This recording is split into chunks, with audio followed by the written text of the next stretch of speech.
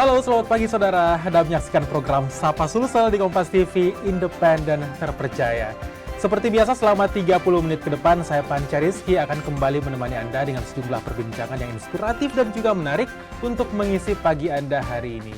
Nah saudara, dunia usaha semakin berkembang di Kota Makassar. Setiap orang dituntut untuk jeli melihat peluang usaha, apa saja yang kemudian menjanjikan. Salah satunya yakni usaha kemasan sebuah produk yang menyasar para pelaku UMKM yang ingin tampil membuat kemasan produk mereka semakin menarik. Nah lantas seperti apa kiat dalam menjalankan usaha kemasan produk ini? Hal ini akan kita bahas bersama Andrianto Chaudhry, owner dari Botol Makassar. Selamat pagi Andri. Selamat pagi Panca. Apa kabar? Baik. Sehat ya? Sehat. Walaupun Makassar lagi hujan nih. Masih semangat. Semangat ya? Oke. Oke. Andri, sebenarnya usaha kemasan ini kan agaknya jarang ya di Sapa Sulsel. Kami biasanya mengundang pelaku UMKM yang produknya adalah makanan, kemudian minuman, ataupun pakaian.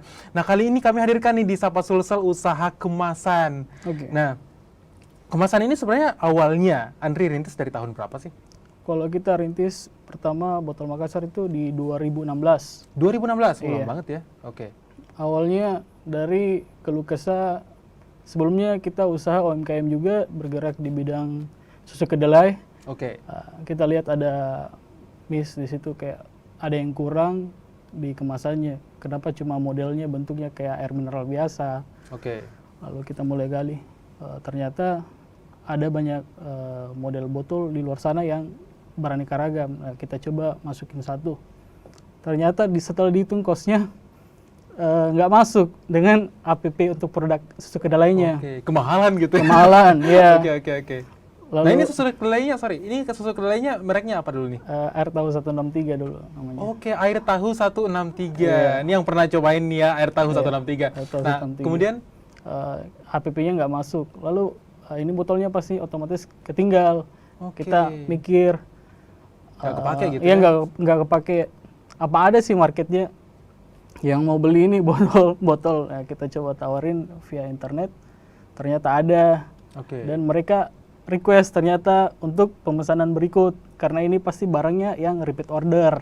Oke. Nah, dari situ kita mulai gali terus. Ternyata ada banyak varian botol lain. Ya, kita mulai Oke. sampai sekarang. Sampai sekarang. Iya. Berarti kamu riset juga nih untuk nanti ambil barangnya dari mana nih? Iya pasti. Kalau untuk namanya usaha pasti kita cari terus supplier yang mana bagus dan ikutin selera market. Oke. Selera market butuhnya apa, harganya kisaran berapa, ya itu kita coba masuk. Oke, berawal dari sebuah kesalahan nih, Iya. akhirnya bisa jadi peluang usaha ya, Iya. menarik.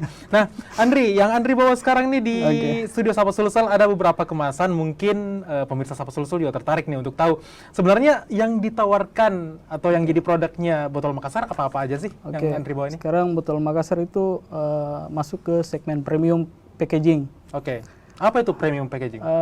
Lebih ke yang experience-nya orang, ini kemasannya nggak murahan seperti itu. Oke, unik dan tidak biasa gitu ya? Baik, Pasti ada yang beda dari kemasan yang lain. Oke, nah Oke. ini jelasin dulu nih, ini yang Andri bawa apa-apa aja? Yang kita bawa ini pertama ada injection black, ini seri baru di mana kemasannya tahan panas dan Oke, ini apa nih? Sedotan?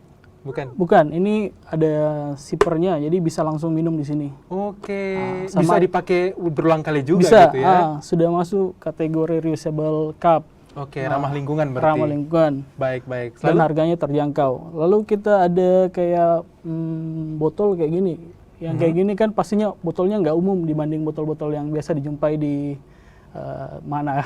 Oke. Ya, pasti unik lah. Jadi orang juga kalau pakai produk ini kelihatan beda karena pasti eye catching di Oke. mata customer. Baik. Selanjutnya Lalu ya apa lagi?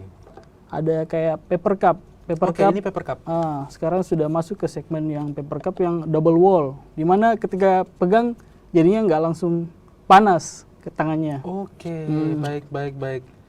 Ini berarti tahan panas ya paper cupnya? Iya, tahan Oke. panas karena double wall. Lalu sekarang ada kayak box-box makanan seperti ini, kita juga bisa custom sesuai bentuk yang customer inginkan. Oke, berarti customer kamu kirim desainnya, kemudian nanti Iya. kamu yang bisa bantu untuk menerapkan di kemasannya gitu ya? Bikin polanya seperti apa sehingga yang dia mau jadi seperti ini. Oke, tapi sebenarnya kemasan-kemasan seperti ini ada klasifikasinya juga kah? Misalnya ada yang berbahan plastik, kemudian ada yang berbahan kertas, itu ada peruntukannya juga? Oke, ada. Kalau untuk plastik, untuk tampilan sih sebenarnya plastik pasti lebih mending kelihatan produknya. Kalau yang kertas, kertas ada yang untuk dingin, ada yang panas, seperti itu. Oke. Beda-beda. Nah, misalnya nih kita ngomongin yang plastik dulu deh. Oke. Nah, ini plastik ini ada yang tahan panas seperti yang tadi, berarti ada juga yang tidak tahan panas. Nah, itu gimana, Andri? Kalau plastik sebaiknya sih nggak disarankan panas, ya. Oke. Karena plastik ada daya tahan terhadap panasnya. Sebaiknya Oke. kalau mau panas itu artinya ke paper cup. Kita Oh. pasti arahkan ke paper cup. Baik, ke paper cup gitu ya. Iya. Nah, tapi kan plastik itu ada grade-nya juga nih. Ya, grade. Nah, itu Oke. gimana? Jenisnya mungkin kita bahas. Betul. Kalau yang umum kita jualnya itu ada yang bahan PET dan bahan PP. Nah, apa itu PET dan PP? Oke, bahan PET itu biasanya dia lebih bening. Mhm. Seperti ini contohnya, dia bening. Oke. Kelemahannya dia jangkauan panasnya lebih pendek. Dia meleleh di 150 derajat. Oke, berarti di atas itu udah nggak bisa ya? Iya, jadi sebaiknya jangan kalau untuk panas sih Oke, kita berarti masih untuk sarankan. press gitu nggak bisa? Itu yang kita bahas ini gelas plastik, betul. Press nggak bisa. Oke, baik. Kemudian yang satu lagi? Yang satunya PP itu dia daya tahannya di 200 derajat. Itu bisa biasanya dipakai buat seal cup. Jadi ada sealnya di atas. Berarti itu yang biasa digunakan pada teh-teh poci gitu ya? Iya, Atau teh-teh betul. yang dijual di ini. Baik. Itu PET dan PP untuk plastik. Kemudian untuk kertasnya? Kertas, Ada jenisnya juga seperti itu? kalau kertas biasanya umum sih, Panca. Kalau kertas cuma lapisan, dia bedanya. Ada yang dipakein lapisan untuk produknya nggak lengket langsung ke boxnya. Oke, dilaminasi gitu ya? Iya. Baik. Tapi untuk ke paper cup sendiri untuk panas tadi aman. Tapi Iya. kalau untuk minuman dingin, bisakah menggunakan paper cup? Nah, paper cup ada dua jenis, ada yang hot cup dan ada cold cup. Oke, itu bedanya apa? Biasanya kalau secara fisik dilihatnya kalau hot itu bahannya doff, sedangkan kalau cold bahannya glossy. Oke. Jika dipakai yang hot itu dipakai buat minuman dingin, dia bakal cepat merembes keluar airnya. Karena Minumannya. berembun juga gitu ya? Iya, Oke, betul. oke. Kalau cold dipakai yang buat panas, tangannya pasti panas kepanasan karena Baik. tipis dia punya bahan. Panasnya langsung keluar gitu Iya. ya? Oke, baik. Nah itu kalau untuk minuman nih, kalau untuk makanan seperti ini, itu bahannya sama juga? Rata-rata sama sih kalau untuk makanan, yang kalau bahannya. Cuma beda tadi kayak lapisannya aja. Oke, baik. Nah, Andri, sebenarnya untuk memulai usaha seperti ini, modalnya gede nggak sih? Kalau awal yang kita mulai start itu cuma 1 juta. 1 jutaan udah bisa? Iya. Oke. Tapi prosesnya lama pasti Wancan. Bangun brandingnya Iya. lama gitu ya? Cuma startnya dari segitu. Oke. Cerita dikit dong suka duka sebenarnya usaha kemasan seperti ini kayak gimana sih? Kalau sukanya ya kalau banyak klien pasti senang ya. Iya, Kalau benar-benar. kalau dukanya Baik. kalau kliennya ya kita kan pasti kerja gini ada juga sistem pre-order. Jadi mana mereka pesan dulu, nanti kalau sudah selesai bayarnya belakangan.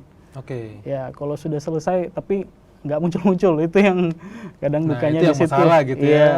Oke. Tapi dari situ kita belajar juga sih, semakin lama kita buat sistem bagaimana. Baik, nah kami masih akan kembali melanjutkan perbincangan kami bersama Botol Makassar di Sapa Sulsel saat kami kembali seusai jeda. Kabar bersama kami di Sapa Sulsel di Kompas TV Independen Terpercaya.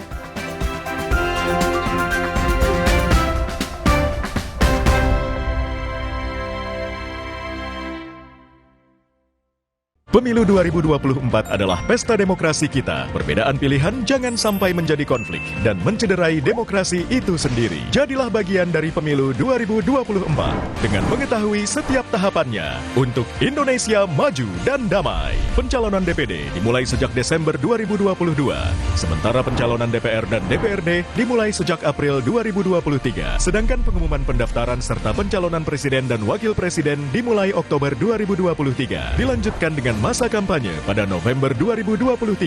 11 sampai 13 Februari 2024, seluruh peserta kampanye masuk dalam masa tenang untuk memberikan waktu kepada masyarakat memutuskan secara objektif pilihannya. Berikutnya, proses rekapitulasi hasil penghitungan suara. Setelah suara dinyatakan sah, pengambilan sumpah Presiden dan Wakil Presiden Republik Indonesia terpilih. Jadilah bagian dari perhelatan akbar bangsa Indonesia bersama teman memilih Rumah Pemilu Kompas TV. Pemilu 2024 diikuti oleh 24 partai politik. Kenali nama, logo, dan nomor urutnya.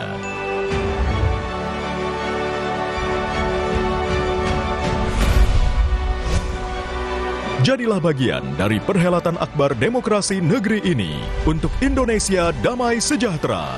Ikuti perkembangan dan informasi terkini seputar Pemilu 2024 bersama teman memilih Kompas TV, Rumah Pemilu. Dapatkan berita dan informasi utama seputar Pemilu 2024. Ketahui serba-serbi jelang pencoblosan. Kawal prediksi hasil pemilu. Simak analisa perolehan suara para kontestan. Ikuti rangkaian Pemilu Damai 2024 bersama Kompas TV, Rumah Pemilu.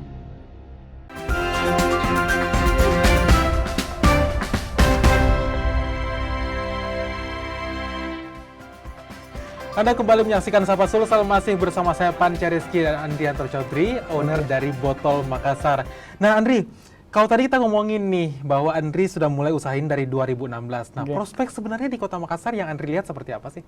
Menjanjikan kah? Kalau dari segi kemasan pasti menjanjikan sih. Karena untuk UMKM dan sejenis kafe dan resto terus berkembang dan bakal ada di mana-mana. Dan dari sisi kemasan pasti bakal terus diusahakan untuk memenuhi kebutuhan mereka. Berarti bisa disimpulkan perkembangan UMKM di Makassar cukup pesat gitu ya. Apalagi setelah after pandemi kemarin mulai bertumbuh lagi nih. Nah, tapi Andri sebenarnya dalam memilih kemasan ada tips nggak sih untuk pelaku UMKM? Misalnya dari Andri sendiri ada nih klien yang bertanya bahwa bro saya mau bikin usaha kayak gini, yang cocok kemasan kayak gimana ya? Itu Andri bisa kasih tips nggak? Biasanya sih kita cari dulu tahu kebutuhannya buat apa.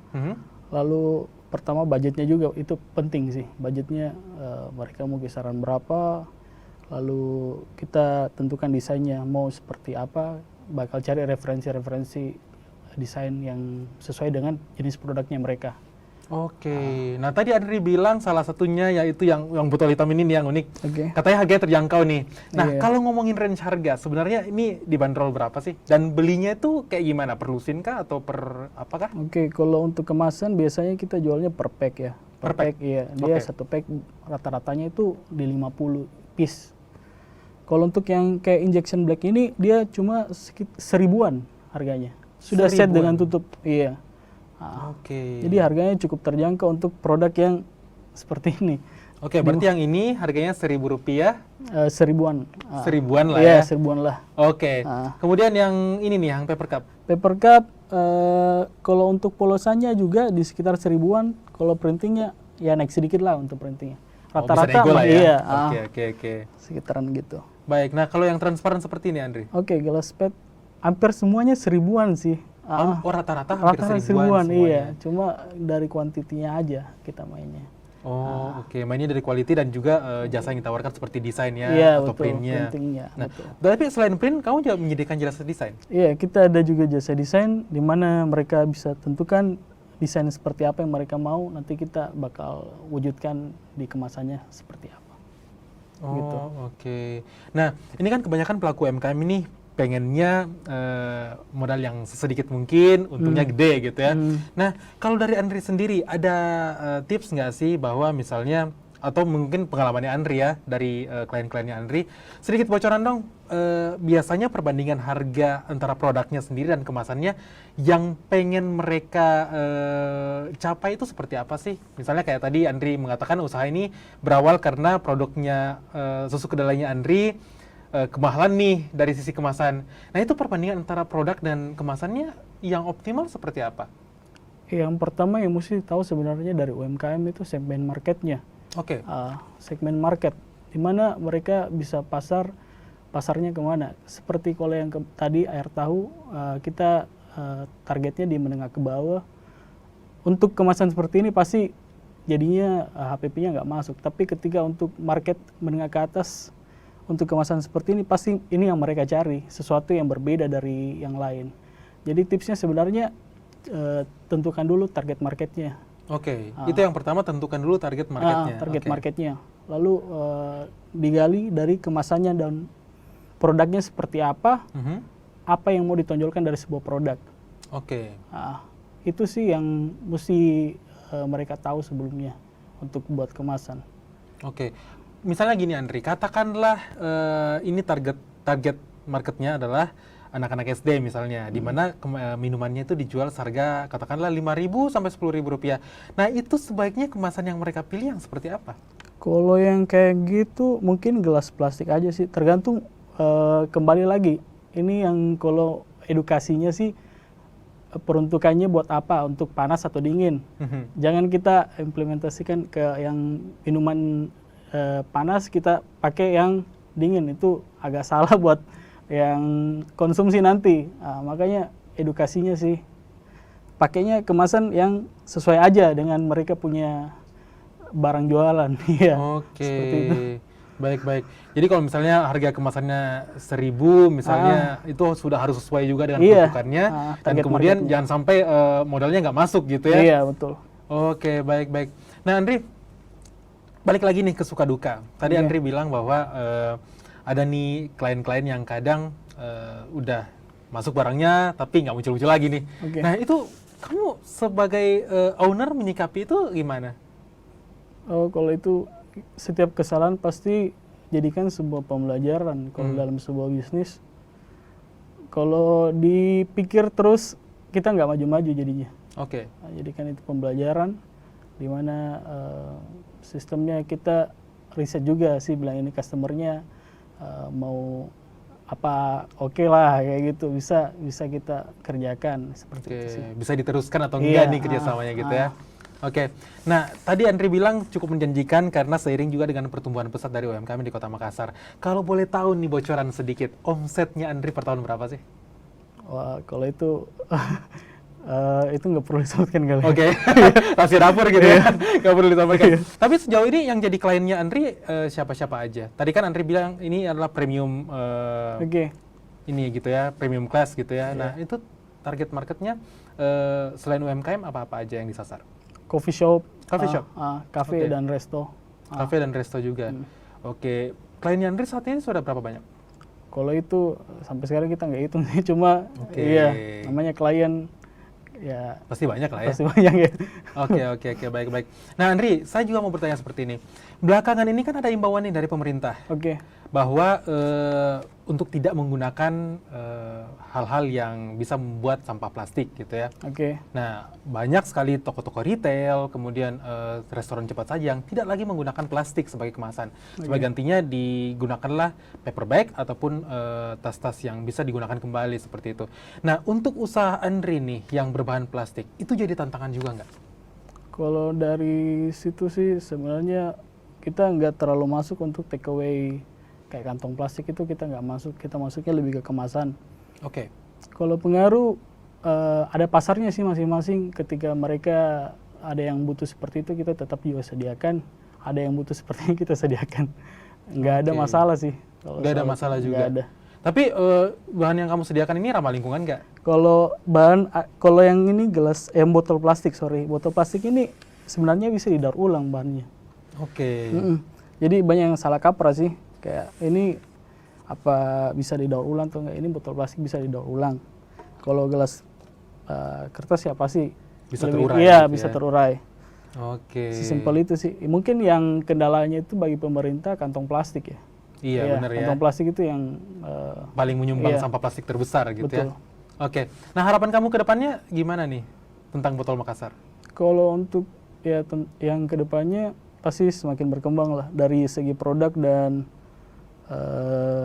customer, kita bisa berikan mereka kepuasan lebih dari yang terbaik. Gitu iya. ya? Dari Baik. sebelumnya. Nah, kabarnya nih Andri juga punya usaha selain botol Makassar bernama Aufo Vending Machine gitu Oke, ya. yes. Oke, nah kami akan bahas produknya Andri yang satu lagi itu setelah jeda. Tetap bersama kami di Sapa Sulsel di Kompas TV Independen Terpercaya.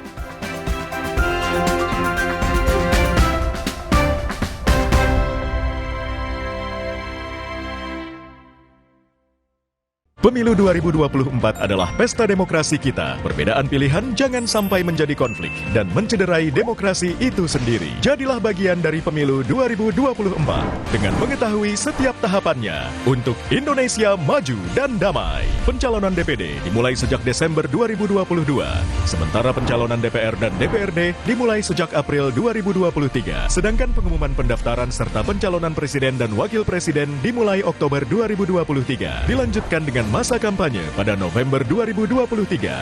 11 sampai 13 Februari 2024, seluruh peserta kampanye masuk dalam masa tenang untuk memberikan waktu kepada masyarakat memutuskan secara objektif pilihannya. Berikutnya, proses rekapitulasi hasil penghitungan suara. Setelah suara dinyatakan sah, pengambilan sumpah Presiden dan Wakil Presiden Republik Indonesia terpilih. Jadilah bagian dari perhelatan akbar bangsa Indonesia bersama teman memilih Rumah Pemilu Kompas TV. Pemilu 2024 diikuti oleh 24 partai politik. Kenali nama, logo, dan nomor urutnya.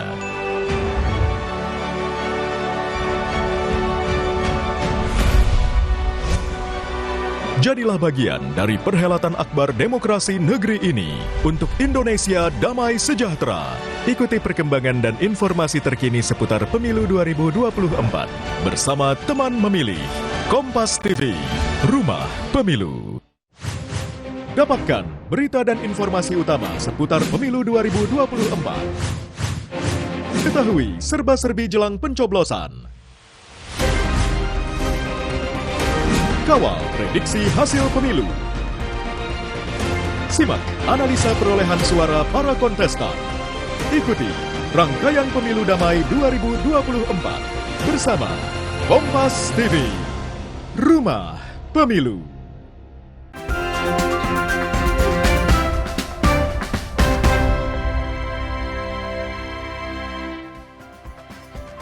Masih bersama saya Panca Reski dan Andrianto Chaudhry, owner dari Botol Makassar, masih membahas nih tentang usaha kemasan di Kota Makassar. Nah, tadi kita sudah membahas tentang Botol Makassar. Nah, kabarnya nih Andri juga punya satu usaha bernama Aufo Vending Machine. Nah, jelasin dong, itu vending machine itu sebenarnya apa sih? Oke, vending machine itu alat jual otomatis, di mana mereka bisa tentuin produk apa yang mereka jual.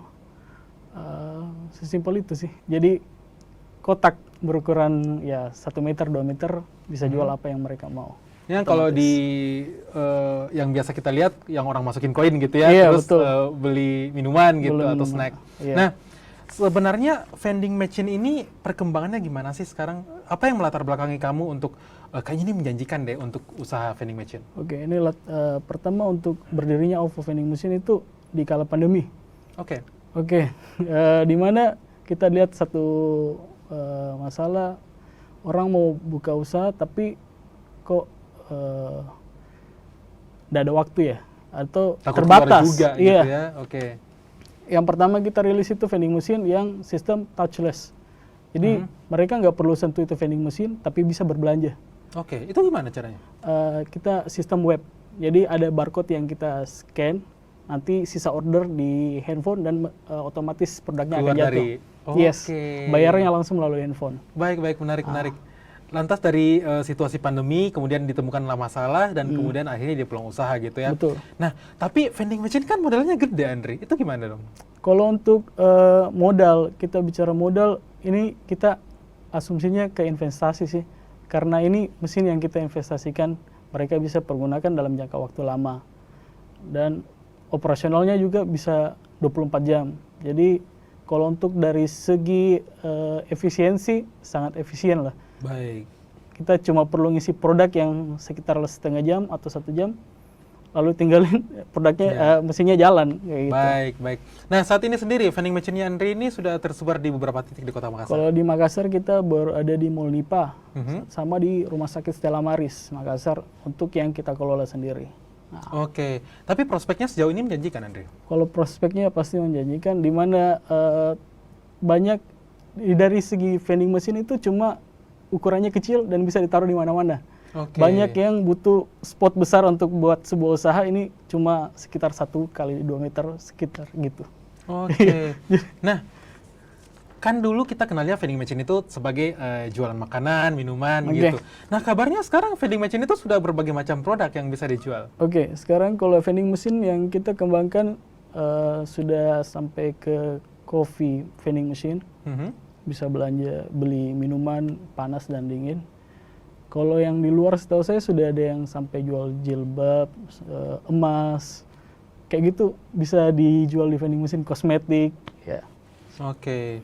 Nah, tapi untuk masyarakat yang masih konvensional, yang maksudnya belum melek teknologi gitu, Oke. ini kan pasti ribet, Andri. Nah, itu gimana tuh kamu?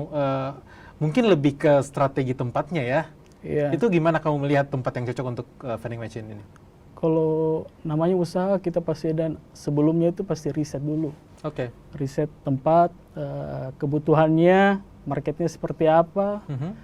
Nah, itu yang mesti digarisbawahi di tempat seperti ini, apa butuh nggak?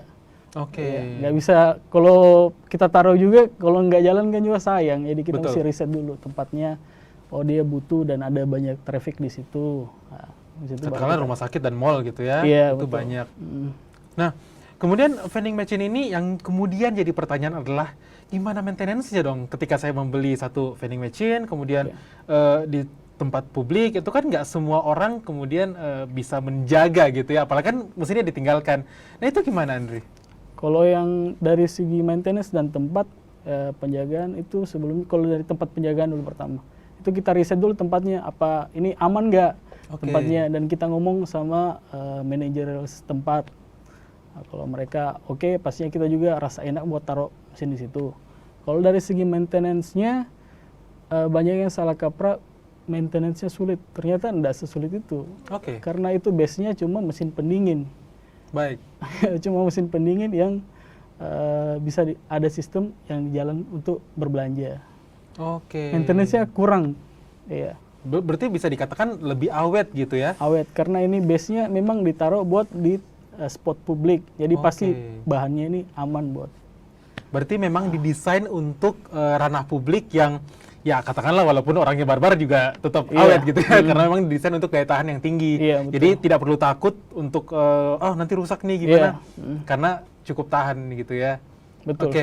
Nah, kisaran harga untuk vending machine ini gimana, Andre? Oke, kalau untuk penyewaan kita start dari 3 jutaan. Oke, Itu itu penyewaan. penyewaan. Berapa lama untuk 3 juta? 3 juta itu per bulan. Per bulannya Per 3 bulan. juta. Oke. Tapi kalau untuk beli kita start dari harga 45 juta, ada yang sampai 100. Oke. Itu untuk dari 45 juta dan 100 juta itu apa bedanya? Pasti beda dari segi kebutuhan dari customer. Ada yang mau mesinnya besar, mesinnya kecil, sistem pembayaran yang mereka inginkan, seperti itu sih.